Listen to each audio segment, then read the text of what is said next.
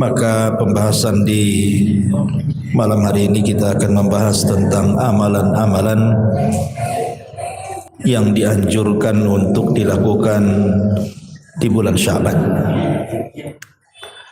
Namun sebelum kita menjelaskan tentang amal apa saja yang harus kita lakukan di bulan Sya'ban, sedikit kita akan bercerita sejarah beberapa peristiwa yang terjadi di bulan Sya'ban dulu. Kemudian kita masuk pada amalan-amalan yang dianjurkan dan hal-hal yang dilarang dilakukan di bulan Sya'ban. Ma'asyiral muslimin yang dimuliakan Allah Subhanahu wa taala,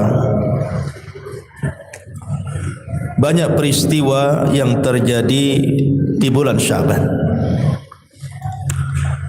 Walaupun secara keutamaan bulan Sya'ban itu bukan bulan hurum, karena bulan hurum itu kan sudah jelas dimulai dari Dzulqa'dah, kemudian Dzulhijjah, kemudian bulan Muharram dan bulan Rajab. Sya'ban tidak termasuk.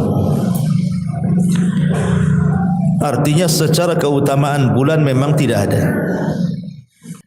Tetapi walaupun demikian, bulan Sya'ban ini bulan bersejarah. Banyak peristiwa besar yang terjadi di bulan Sya'ban ini. Apa saja peristiwa-peristiwa di bulan Sya'ban? Yang pertama, diwajibkannya puasa Ramadan. Pertama hijrah Nabi SAW dari Mekah ke Madinah itu belum ada puasa khusus bagi kaum muslimin.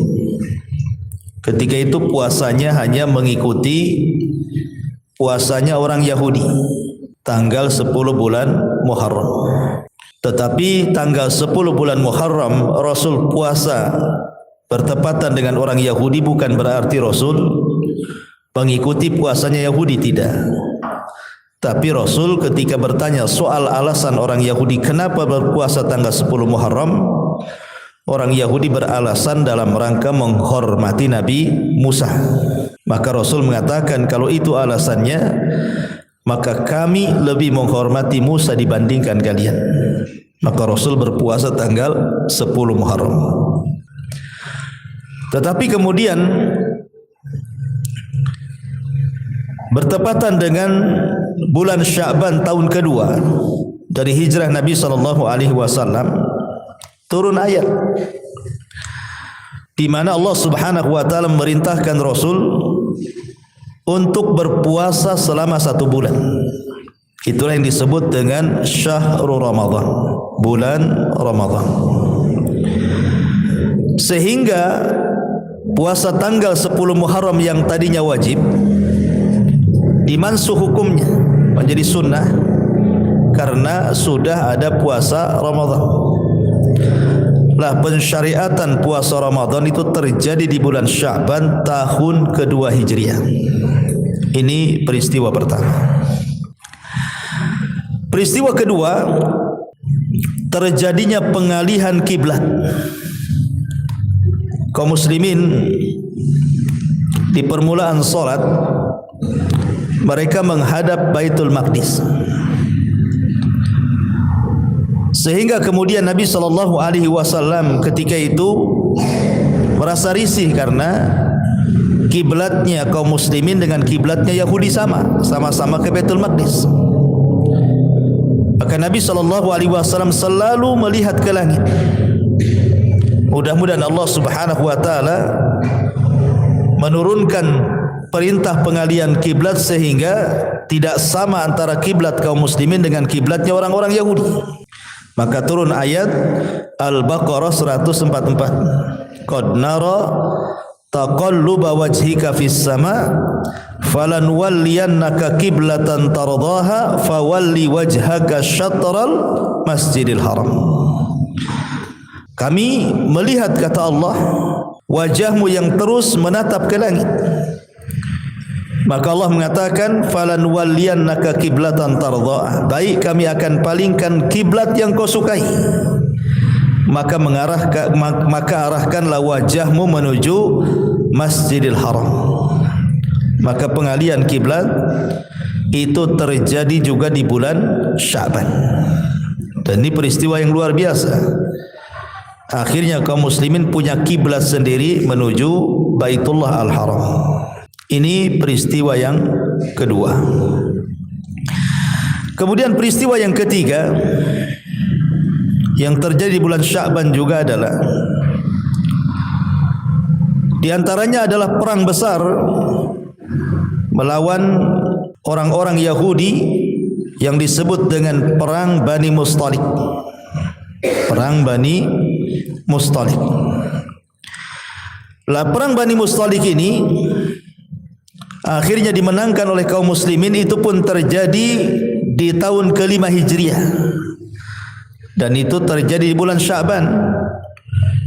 Sehingga kemudian perang ini juga menjadi perang bersejarah, karena setelah perang ini juga Nabi SAW menikah dengan salah seorang yang bernama Juwairiyah. Juwairiyah ini adalah puteri daripada seorang pemimpin namanya Al-Hayyu Al-Harith ibn Dirar. Dan itu pemimpinnya. Kemudian anaknya ditawan, kemudian dimerdekakan dan menikah dengan Nabi SAW. Dan itu terjadi tahun ke-5 tepat di bulan Sya'ban juga, perang Bani Mustalik ini. Kemudian juga di antaranya peristiwa di bulan Sya'ban adalah meninggalnya Utsman ibn Mad'un. Utsman ibn Mad'un. Ingat, Utsman ibn Mad'un ini sahabat yang paling dicintai Nabi, karena termasuk orang-orang yang awal-awal masuk Islam. Ketika hijrah dari Mekah ke Madinah, maka Utsman ibn Mad'un inilah sahabat yang pertama kali meninggal dan yang pertama kali dikubur di Baqi. Ini Utsman ibn Mad'un ini. Ini pun terjadi di bulan Sya'ban. Kemudian juga di antara kelahiran para sahabat yang mulia, lahirnya Abdullah ibn Zubair. Abdullah ibn Zubair, putra daripada Zubair ibn Awwam, ibundanya Asma bintu Abi Bakar. Dan dia adalah orang pertama dari kalangan muhajirin yang lahir pasca hijrah. Abdullah ibn Zubair ini orang yang pertama lahir setelah hijrahnya Rasul dari Mekah ke Madinah. Maka Asma ketika itu mengandung dan melahirkan Abdullah ibn Zubair tepat di bulan Sya'ban juga. Kemudian juga lahirnya Husain ibn Ali, cucu Nabi SAW. Husain ibnu Ali itu juga terjadi di bulan Sya'ban tahun ke-4 setelah hijrahnya Nabi SAW.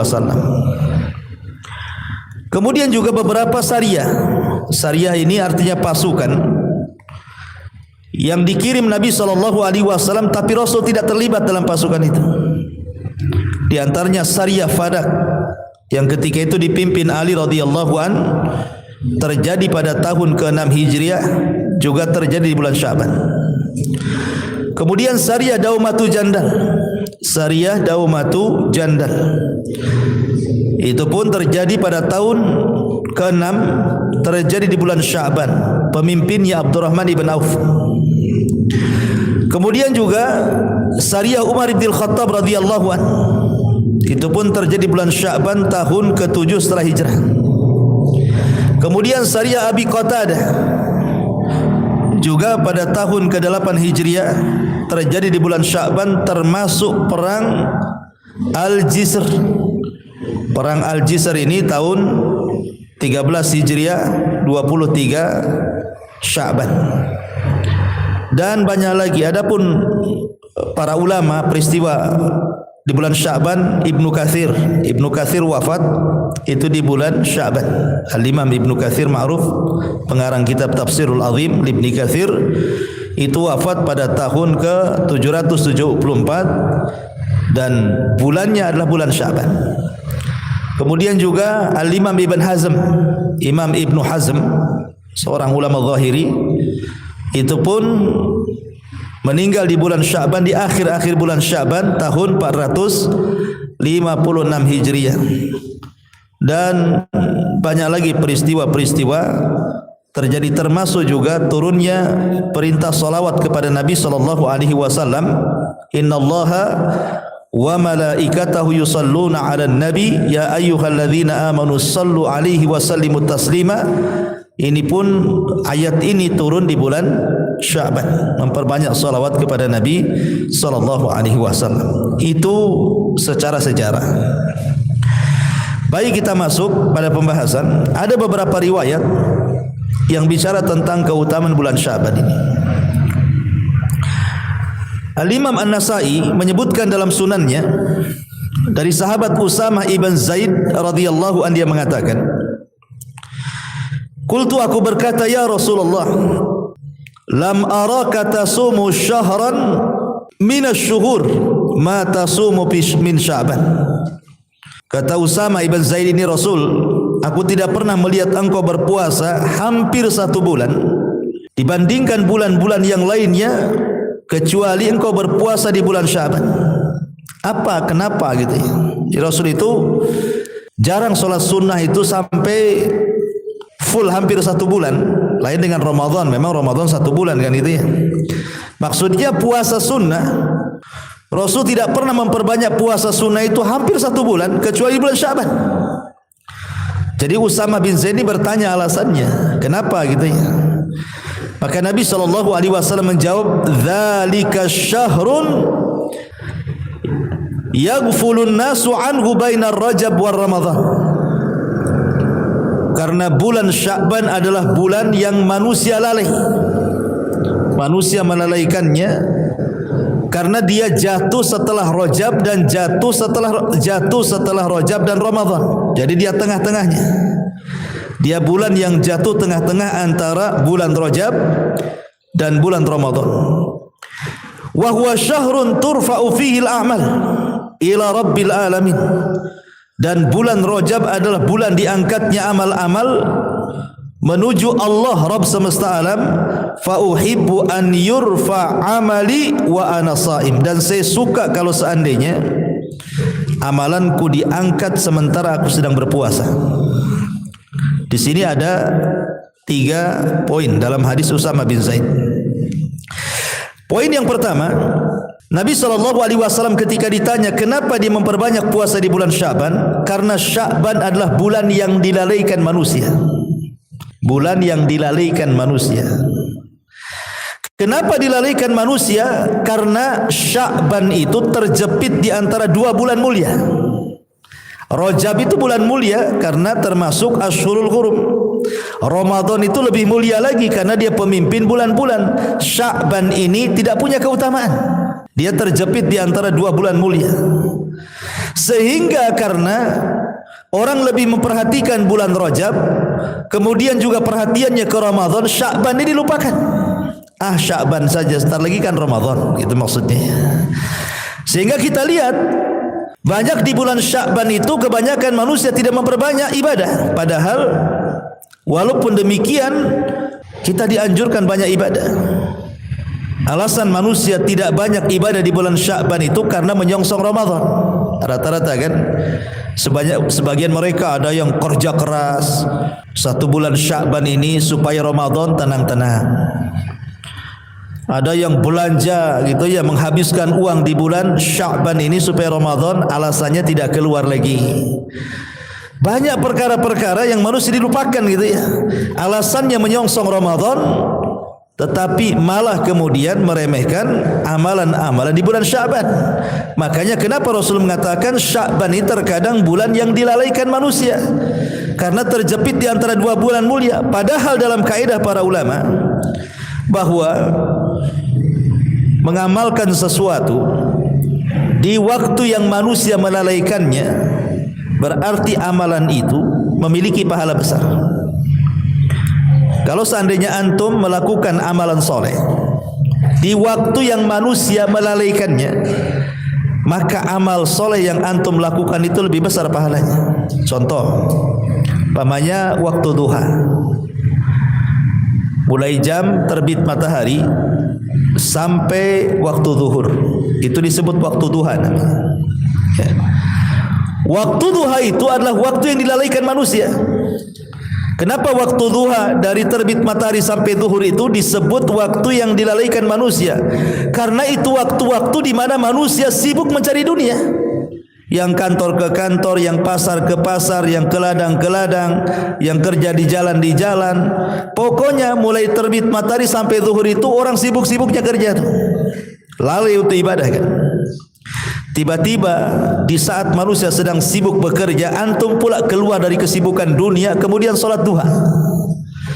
Berarti solat duha itu solat yang paling istimewa. Kenapa? Karena dilakukan di saat manusia lalai. Antum keluar dari kelalaian itu. Maka sama dengan Sya'ban juga. Kalau Sya'ban ini orang lalai dengan bulan Sya'ban karena memikirkan menyongsong Ramadan, sibuk mengumpulkan dunia. Tiba-tiba antum kemudian keluar dari kesibukan itu. Antum pikir justru ini bulan kesempatan untuk beramal soleh menyongsong Ramadan, bukan mencari dunia. Maka amalan yang antum lakukan di bulan Sya'ban ini lebih istimewa. Karena apa? Karena dilakukan di saat lalainya manusia.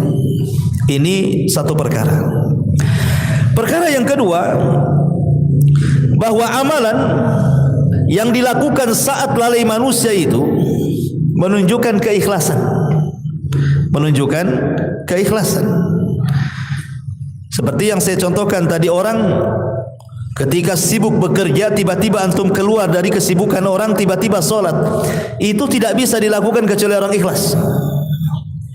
Tidak bisa dilakukan kecuali orang ikhlas, ikhwan. Coba orang sibuk bekerja di pasar, di kantor, di ladang, di jalan. Tiba-tiba antum nyempatkan dirilah waktu di tengah-tengah kerja itu. Entah datang antum di pasar itu pas jam 9, jam 10, nyempatkan sebentar ke sini, kemudian solat duha, kemudian balik lagi. Itu tidak bisa dilakukan kecuali orang ikhlas, ikhwan. Ya, sebab kalau tidak ikhlas kan mikir, ini ke masjid ini jauh juga, nanti banyak yang beli, macam mana dagangan, macam-macam kan berpikirnya kan. Nah, sehingga orang yang melakukan hal-hal yang waktu-waktu dilalaikan manusia itu menunjukkan keikhlasan dia. Ini poin yang kedua. Poin yang ketiga, bahwa ketika kita keluar dari kelalaian manusia, itu menunjukkan apa? Kita memiliki amalan yang tersembunyi antara kita dengan Allah. Karena di waktu manusia sedang mengejar dunia lalai dengan ibadah itu, manusia tidak memperhatikan orang. Karena mereka sibuk sendiri-sendiri kan. Yang kerja di ladang sibuk dengan ladangnya, yang kerja di kantor sibuk dengan kantornya, yang di pasar ya sibuk dengan pasarnya. Tidak mungkin memperhatikan orang. Sehingga kalau dia keluar dari kelalaian orang itu, hakikatnya dia sedang melakukan amalan yang bersendirian antara dia dengan Allah Subhanahu wa taala, dan itu amalan yang luar biasa. Amalan yang tidak ada yang tahu kecuali dia dengan Allah Subhanahu wa taala saja. Saya contohkan hadis Abu Umamah. Ketika Nabi sallallahu alaihi wasallam tergerak untuk datang ke masjid di luar waktu salat, ketika waktu duha. Kan orang lagi sibuk tuh di masjid, enggak ada orang. Nabi datang ke masjid. Tentu yang menggerakkan Allah untuk Rasul itu datang ke masjid. Rupanya dalam masjid itu ada seorang laki-laki namanya Abu Umamah. Kemudian Nabi sallallahu alaihi wasallam mengatakan, "Ya Aba Umamah, ngapain kau di masjid? Ini bukan waktu salat," katanya. "Ini waktunya orang kerja, ngapain kau di sini?" Maka Abu Umamah mengatakan, "Ya Rasulullah, humumun lazimatni wa duyunun." Rasul, bingung aku katanya. Keluh kesah, gelisah, banyak hutang Rasul katanya. Maka Nabi sallallahu alaihi wasallam mengatakan, "Ya Aba Umamah, maukah ku ajarkan kepadamu satu kalimat yang kalau kau baca di pagi dan sore hari, ku jamin bingungmu hilang, hutangmu terlunasi," katanya. Maka Abu Umamah mengatakan, "Tentu wahai Rasul, apa kalimat-kalimat itu?"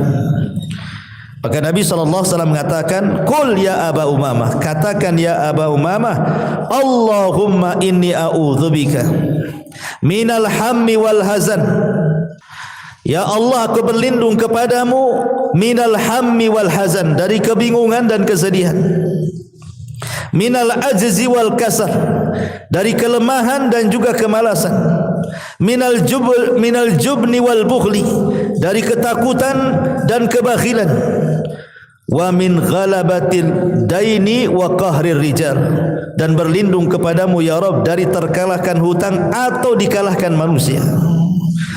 Maka Abu Umamah mengatakan, ketika aku terus melakukan amalan ini pagi dan petang, maka dalam waktu yang sebentar Allah hilangkan duka citaku dan Allah lunasi hutang-hutangku. Syahidnya di sinilah Abu Umamah bersendirian dengan Allah. Ketika dia sedih, stres, banyak hutang, banyak masalah, kemana dia mengadu? Ke masjid. Karena masjid itulah silah antara kita dengan Allah. Hubungan kita dengan Allah itu paling dekat di masjid. Makanya Abu Umamah ketika ada masalah masuk ke masjid, kemudian sholat, berdoa, dan Allah kabulkan diutusnya Rasul sallallahu alaihi wasallam, dilangkahkan kakinya menuju masjid. Siapa yang melangkahkan kaki Rasul ke masjid kalau bukan karena Allah? Siapa yang menggerakkannya? Doanya Abu Umamah. Ya. Jadi amalan bersendirian dengan Allah itu bisa menggerakkan semuanya. Jadi itu amalan yang luar biasa. Lah orang yang melakukan amalan di bulan Sya'ban itu hakikatnya dia sedang bersendirian dia dengan Allah, karena bulan ini bulan dilalaikan manusia. Ini 3 poin. Yang pertama, bahwa bulan Sya'ban itu bulan yang dilalaikan manusia antara Rajab dan Ramadan. Yang kedua, dalam hadis ini Nabi SAW mengatakan, wa huwa syahrun turfa'u fihi al-a'mal ila rabbil alamin. Bulan Sya'ban itu adalah bulan diangkatnya amal-amalan menuju Rabbul Alamin, Allah Subhanahu wa taala. Ma'asyiral muslimin yang dimuliakan Allah Azza wa Jalla, kita tahu bahwa amalan kita ini diangkat oleh Allah Subhanahu wa taala lewat para malaikat itu di tiga waktu. Di 3 waktu. Maksudnya ada yang sifatnya harian, ada yang sifatnya pekanan, mingguan, ada yang sifatnya tahunan. Adapun yang sifatnya harian itu berdasarkan hadis Nabi sallallahu alaihi wasallam. Kata Nabi sallallahu alaihi wasallam, yata'aqabuna fikum malaikatul laili wa malaikatun nahar. Jadi Allah Subhanahu wa taala setiap hari itu menugaskan ada malaikat-malaikat itu yang mencatat kebaikan. Ada yang mencatat di siang hari, ada yang mencatat di malam hari. Malaikat ini tugasnya mencatat kebaikan saja. Dia tidak mencatat keburukan. Karena sudah ada Raqib dan Atid. Kalau Raqib dan Atid kan semua dicatat dia. Tapi malaikat-malaikat ini dia tidak mencatat kecuali kebaikan. Kebaikan yang dilakukan hamba Allah di malam hari dan kebaikan yang dilakukan hamba Allah di malam hari. Jadi ada 2 sip malaikat. Ada malaikat sip siang, ada malaikat sip malam. Ya. Makanya Rasul mengatakan malaikatul bil laili wa malaikatu bin nahar. Ada malaikat yang ditugas di malam hari, ada malaikat yang bertugas di siang hari. Jadi ada sip-sipan malaikat ini. Wa yastami'una fi salati subhi wa salatil asri. Di mana 2 malaikat ini berjumpa di 2 salat. Pertama salat asar, yang kedua salat subuh. Thumma ya'rujul ladzina batu fikum fayas'aluhumullah wa huwa a'lam bihim kaifa taraktum ibadi fayaquluna taraknahum wa hum yusallun wa atainahum wa hum yusallun. Lah ketika malaikat ini berjumpa di 2 waktu ini, jadi malaikat malam mulai dari asar sudah mencatat amal kita ini. Apa saja setelah asar amalan-amalan kita itu. Kemudian habis maghrib apa saja yang kita lakukan. Kemudian habis isya apa saja kita lakukan. Kemudian sebelum tidur apa saja yang kita lakukan.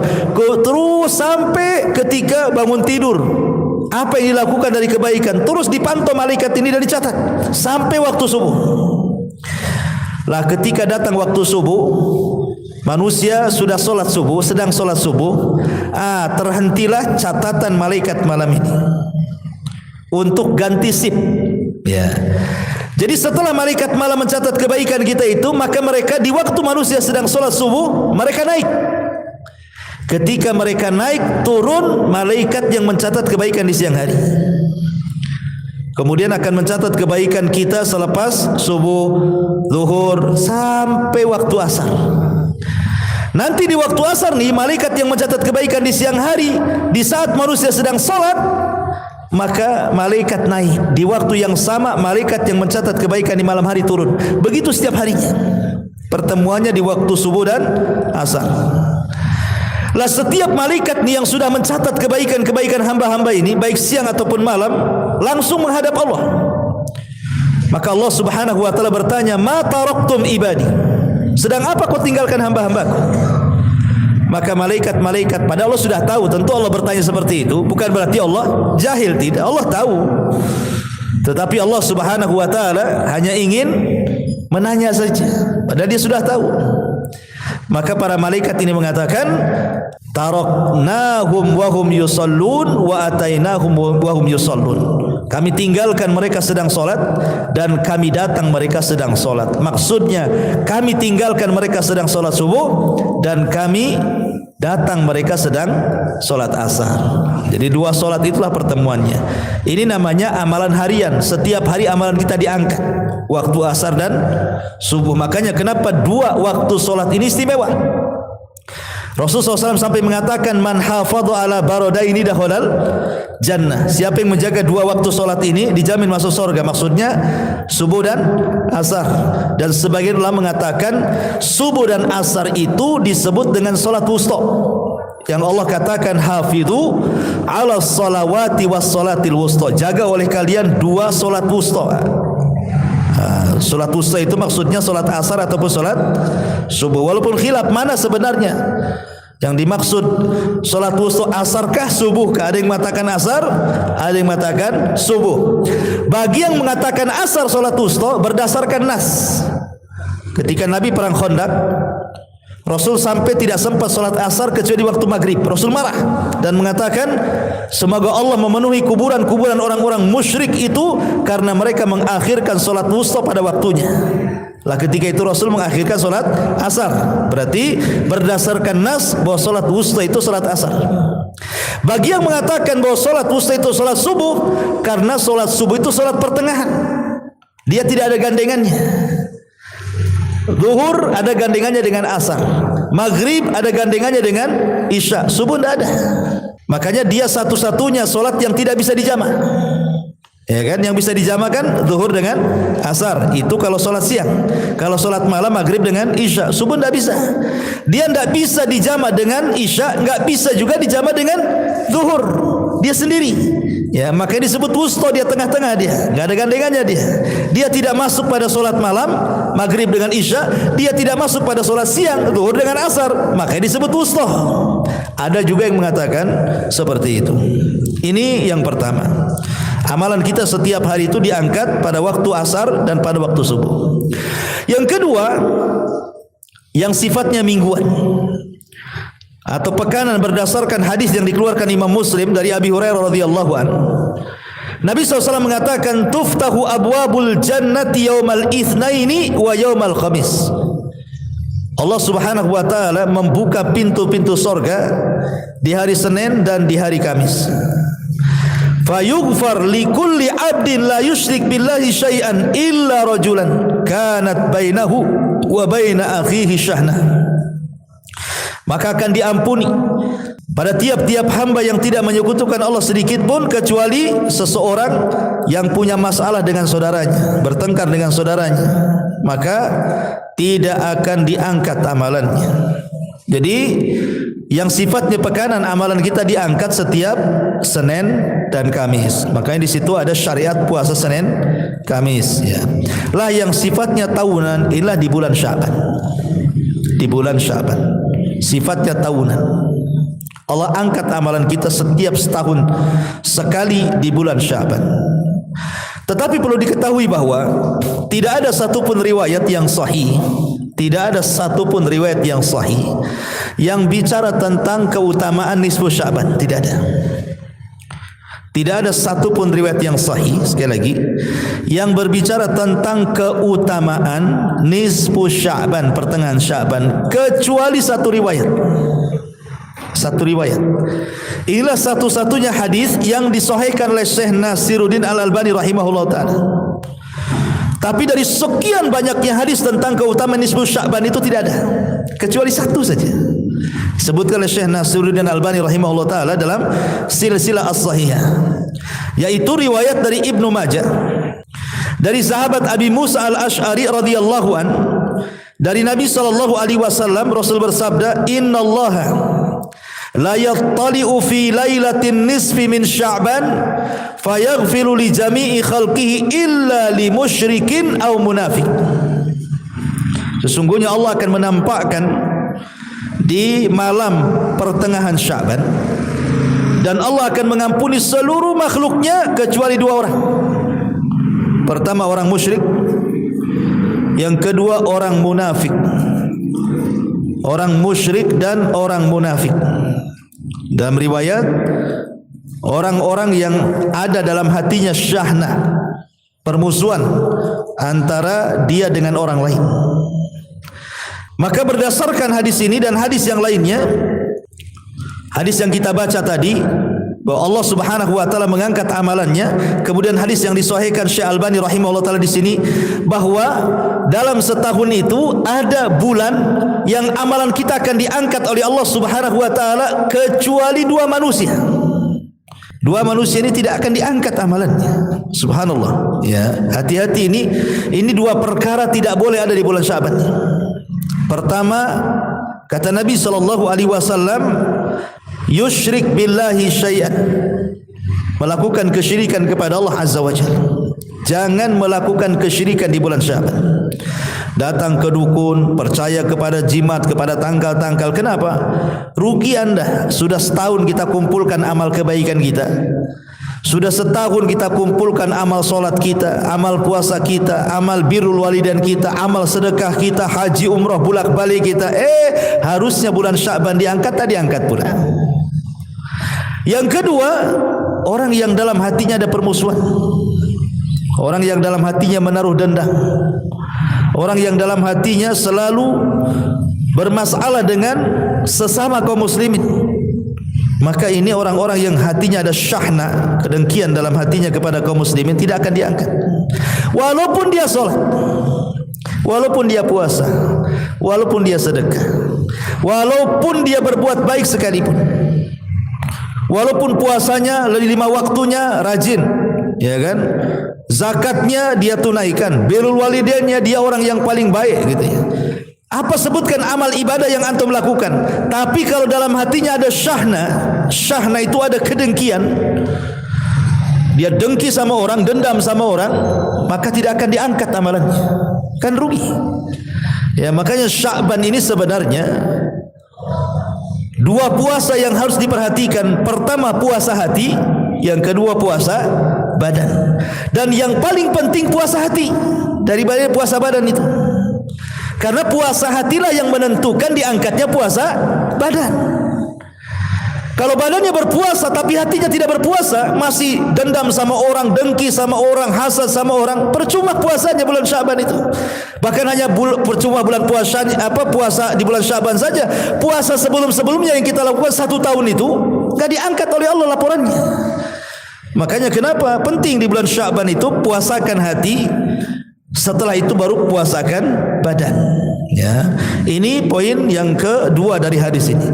Kemudian poin yang ketiga, Nabi SAW mengatakan, fauhibbu an yurfa amali wa ana shaim, dan saya ingin ketika amalanku diangkat saya sedang berpuasa.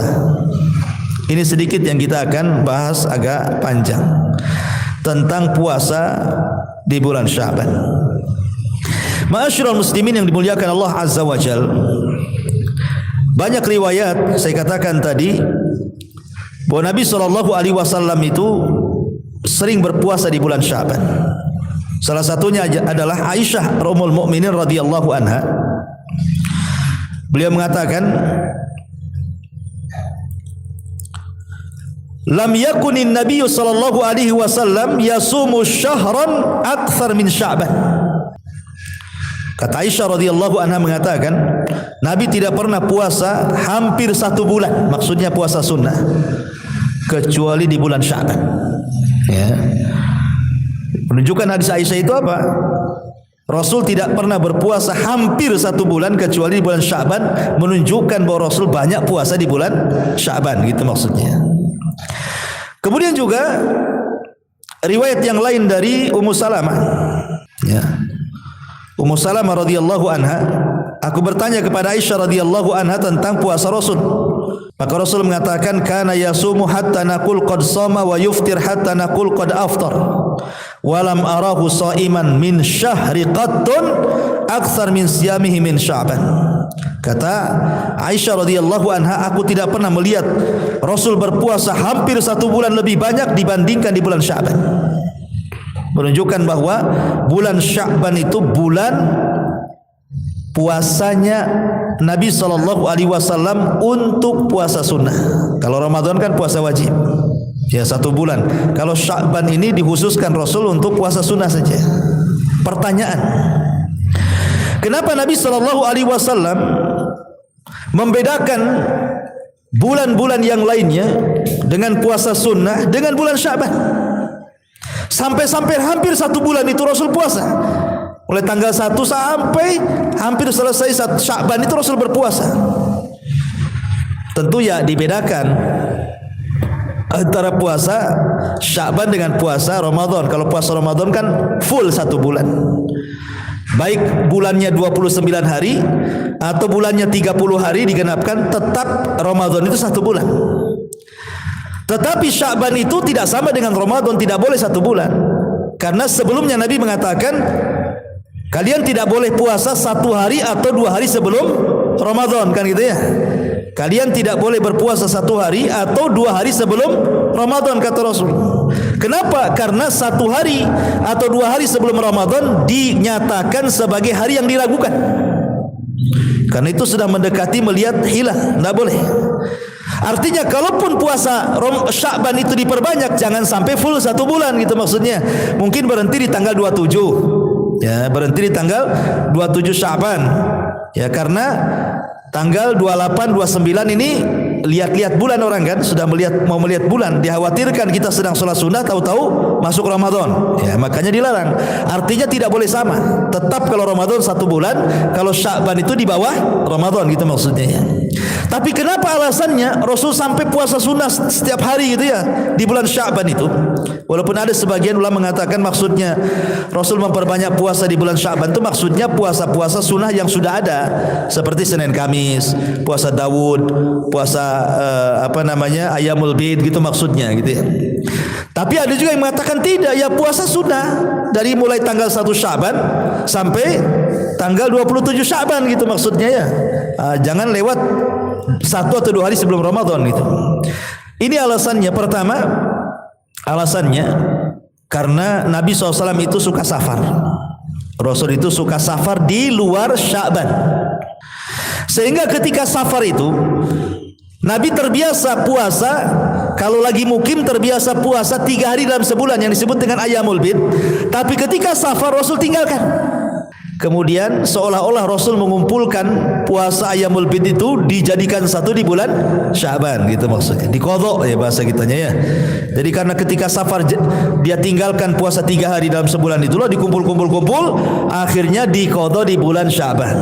Ini satu pendapat. Ya. Pendapat yang kedua, karena rata-rata istri-istri Nabi SAW itu mereka punya utang. Namanya wanita juga bukan istri Nabi, siapapun pasti punya utang Ramadan itu. Tak mungkin tak punya utang karena haid wanita itu pasti punya utang. Ya, tergantung hutangnya berapa lama haid. Lah istri si Nabi SAW itu kalau mereka punya utang, terkadang mereka itu mengqadhanya di bulan Sya'ban. Sehingga Nabi SAW menemani mereka puasa.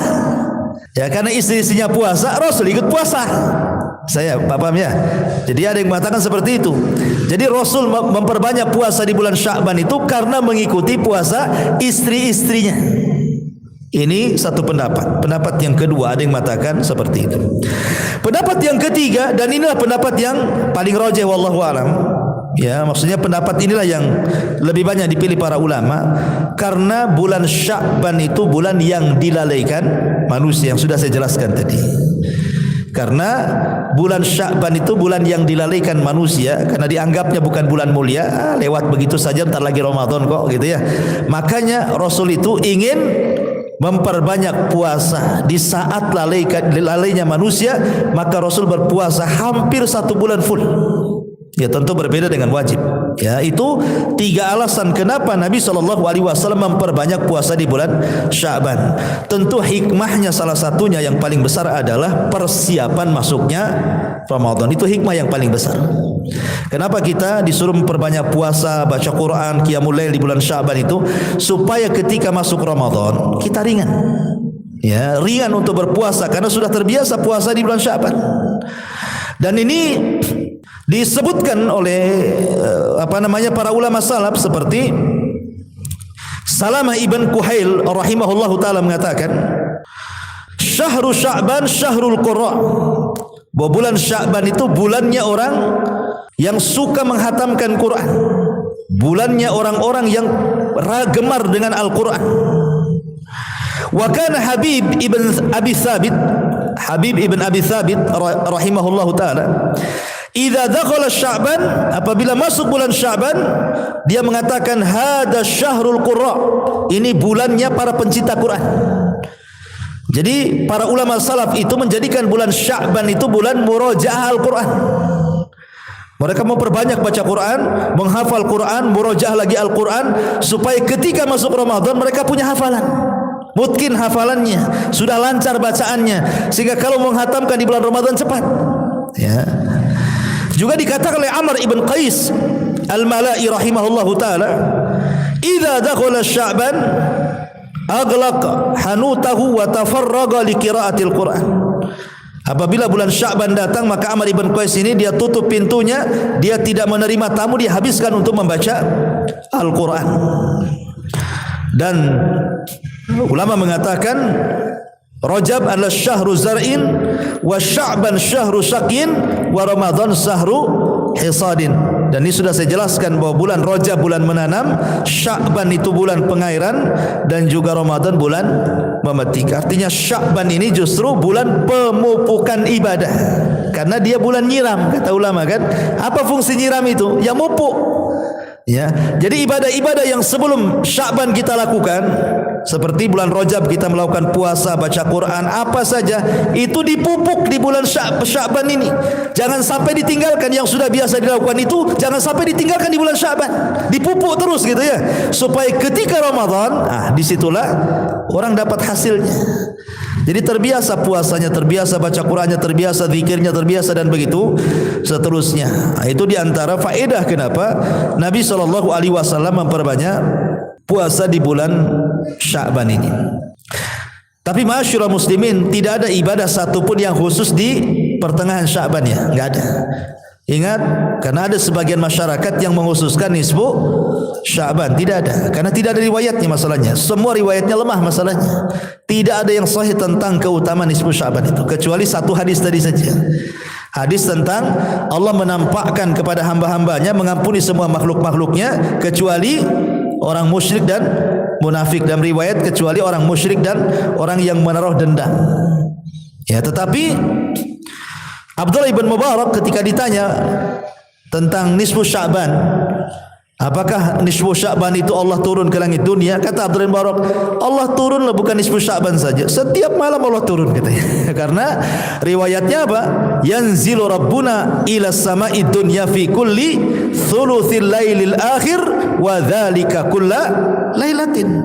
Sepertiga malam akhir itu Allah turun. Setiap malam, bukan ketika nisfu Sya'ban saja. Setiap malam memang Allah turun pada sepertiga malam akhir dan mengatakan, siapa yang berdoa ku kabulkan, siapa yang minta ku kasih, siapa yang meminta ampun ku ampuni dosa-dosanya. Itu setiap malam, tidak harus menunggu nisfu Sya'ban maksudnya. Ya, jadi intinya bahwa Riwayat-riwayat tentang nisfu Sya'ban itu tidak ada yang sahih kecuali satu hadis ini saja. Termasuk juga hadis tentang larangan berpuasa setelah pertengahan Sya'ban. Kan ada hadis yang mengatakan dalam hadis Nabi sallallahu alaihi wasallam, "Idzan tasafa Sya'ban fala tasumu hatta yakuna Ramadan." Apabila sudah sampai di pertengahan Sya'ban jangan kalian puasa. Artinya puasa itu sebelum pertengahan Sya'ban. Tapi kalau sudah di atas pertengahan Sya'ban dilarang puasa. Hadis ini batil. Hadis ini tidak benar. Jadi kita boleh puasa. Buktinya Rasul mengatakan kalian boleh berpuasa asal jangan 1 hari atau 2 hari sebelum Ramadan. Menunjukkan bahwa sebelumnya boleh puasa. Ya kan? Sebelumnya boleh puasa. Kemudian Rasul mengatakan saya ingin memperbanyak puasa supaya ketika amalanku diangkat aku sedang berpuasa. Nah, berarti hadis tentang masalah larangan tidak boleh puasa setelah pertengahan Sya'ban, hadis ini lemah. Ya, hadis ini tidak bisa dijadikan hujjah oleh para ulama. Taib. Lalu apa saja secara umum amalan-amalan yang dianjurkan di bulan Sya'ban itu? Apa yang harus kita lakukan selama Sya'ban ini lewat dari kita ini? Yang pertama, kata ulama, ihris an tataqaddam ala amalin tayyibin. Fa innallaha tayyibun la yaqbalu illa tayyiban. Berusahalah kita untuk mencari amal-amal yang baik. Karena Allah itu zat yang maha baik, tidak menerima kecuali yang baik-baik. Silakan beramal, ya, tetapi cari yang baik-baik. Seperti mamanya seseorang mencari nafkah untuk keluarga, cari yang baik-baik. Beri istri dan anak kita itu dari makanan yang halal. Karena Allah maha baik, tidak menerima kecuali yang baik-baik. Supaya amalan kita ini mencari nafkah selama setahun untuk keluarga kita, di bulan Sya'ban ini diangkat oleh Allah Azza wa Jalla. Ini yang pertama. Yang kedua, iqran amalaka bil ikhlas. Usahakan di bulan Sya'ban ini berusaha untuk ikhlas. Ikhlas karena Allah Subhanahu wa taala. Jangan sampai kemudian seseorang beramal itu karena riya. Ya, orang karena terbiasa beramal, riya itu sulit ditinggalkan biasanya. Mau sedekah maunya ya diumumkan namanya gitu ya. Tolonglah kasihlah itu nama saya itu, cantumkanlah di situ katanya. Atau kasih di grup kalau bisa disebar jadi makin tahu siapa saya. Wah, ini repot ya kan. Jadi kalau bisa ikhlaskan apa saja karena ini hari diangkatnya amal. Kemudian yang nomor 3, perbanyaklah amalan-amalan yang bersendirian antara kita dengan Allah. Mumpung di bulan Sya'ban ini bulan diangkatnya amal, maka terbiasakan beramal yang tidak ada yang tahu kecuali kita dengan Allah Subhanahu wa taala. Kemudian yang keempat, ihdar asyahna. Hindari perpecahan, dendam, hasad, permusuhan, dengki dengan manusia. Karena ini amalan yang bisa amalan kita tidak diangkat oleh Allah Azza wa Jalla. Kemudian yang ke-5, dawamu alal amali as-salihati. Berusaha istiqomah untuk melakukan amal saleh. Dan sebaik-baik amal itu yang istiqomah walaupun sedikit. Ya, walaupun sedikit. Pamannya setiap harilah ini bulan Sya'ban tak habis salat. Kan sekarang sudah ada handphone ikhwan. Sekarang enggak ada alasan baik laki-laki ataupun wanita tidak baca handphone. Pamannya perempuan mengatakan, saya lagi haid Ustaz, kan tidak boleh pegang mushaf. Betul kita katakan wanita tidak boleh pegang mushaf, tapi wanita tidak dilarang pegang handphone. Ingat ya, wanita memang dilarang pegang mushaf, tetapi wanita tidak dilarang pegang handphone, sehingga tidak ada alasan untuk tidak baca Quran. Kan di handphone ada aplikasi Quran, kita bisa buka kan. Ketika kita menyentuh, pamannya ini handphone nih, ada aplikasi Quran. Kemudian kita sentuh seperti ini. Apa kita sedang menyentuh mushaf? Tidak. Kita sedang menyentuh kaca handphone. Ya. Beda kalau mushaf cetakan. Kalau mushaf cetakan, wanita haid mengambil kemudian disentuh, dia sedang menyentuh mushaf. Enggak boleh. Ya, enggak boleh menyentuh mushaf tuh. Tapi kalau menyentuh handphone enggak ada larangan. Karena handphone ini bukan mushaf. Kenapa dikatakan bukan mushaf? Karena handphone ini mushafnya kadang tenggelam, kadang muncul, tergantung kita. Kadang kita bisa tenggelamkan, kita alih program lain hilang dia.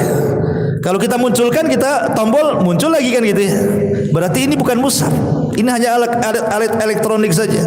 Makanya para ulama kontemporer ketika membahas masalah hukum mushaf elektronik dengan mushaf cetakan yang ma'ruf Utsmani itu beda. Kalau mushaf elektronik ini bukan mushaf, sehingga siapapun boleh memegang, termasuk juga antum meletakkan di mana saja boleh. Ya kan? Asal ketika tidak nampak program mushafnya, pamannya lagi ada Qur'annya tidak boleh asal letak aja antum.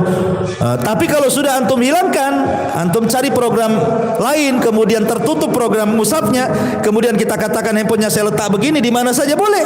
Tapi mushaf nggak boleh antum sembarang. Ya, karena tuh suka letak di mana-mana kan handphone itu kan sembarang kan. Kadang keduduk pula kan gitu ya. Nggak sadar kan? Ya, makanya ulama mengatakan itu bukan mushaf, itu handphone. Ketika itulah maka dibolehkan wanita-wanita haid boleh membaca Quran dari handphone. Nggak ada alasan untuk tidak baca Quran. Kalau beralasan karena megang mushaf, itu bukan mushaf. Nggak ada alasan lagi. Cuman ingat, walaupun demikian tidak boleh dimasukkan ke kamar mandi ketika masih muncul program Qur'annya, walaupun satu ayat tak boleh. Kalau memang ingin masuk kamar mandi ya dihilangkan dulu programnya, baru masuk kamar mandi boleh. Tapi mushaf tidak boleh, walaupun sudah ditutup gitu kan, kamar mandi tidak boleh kan itu ya. Nah itulah perbedaan mushaf elektronik dengan mushaf Al-Quran ya kan. Artinya di bulan Sya'ban ini perbanyak wanita-wanita yang haid pun baca Quran, gak apa-apa, jangan dari mushaf, dari mushaf elektronik, maksudnya dari handphone, nggak ada alasan ya, nggak ada uzur lagi. Sekarang Allah mudahkan loh, dengan adanya handphone itu Allah mudahkan. Dulu kita bawa Quran kemana-mana malu, kalau kita bawa nenteng-nenteng mushaf kemana-mana malu ya kan, apalagi anak-anak muda ya. Tapi sekarang bawa handphone kemana-mana, justru kalau tidak bawa handphone malu. Terbalik ya, orang sekarang kalau tidak bawa handphone malu kan. Artinya di tangan itu ada mushaf terus, kita bisa bawa mushaf kemana-mana sekarang. Nggak ada alasan antum tidak baca mushaf lagi, karena handphone udah, kalau ketinggalan aja masih terpikir ketinggalan handphone dibandingkan ketinggalan dompet. Jadi nggak ada alasan lagi untuk tidak baca Quran dari handphone. Makanya di bulan Sya'ban, sekali lagi, bahwa bulan Sya'banlah bulan yang sangat istimewa. Kata ulama, perbanyak membaca Al-Quran karena menghadapi bulan Quran Ramadan gitu ya. Kemudian juga perbanyak doa, an yatakabbalallahu minka, semoga Allah Subhanahu wa taala menerima amalan-amalan kita kepada Allah Subhanahu wa taala di bulan Sya'ban ini, dan berdoa kepada Allah juga agar kita diberikan usia panjang sehingga bisa menyongsong Ramadan. Ya, karena siapa yang tahu usialah, Allah saja yang tahu. Kadang-kadang kita berharap Ramadan tahun ini ketemu, tapi Allah tidak takdirkan meninggal pula di bulan Sya'ban. Nah, makanya minta kepada Allah umur panjang, umur yang berkah, supaya kita berjumpa dengan Ramadan. Ini diantara amalan-amalan yang dianjurkan di bulan Sya'ban secara umum. Wallahu a'lam bishawab. Mudah-mudahan ada manfaatnya.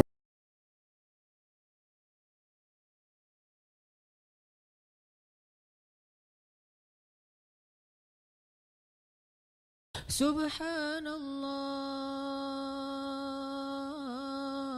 walhamdulillah wa la ilaha illallah wallahu akbar. Subhanallah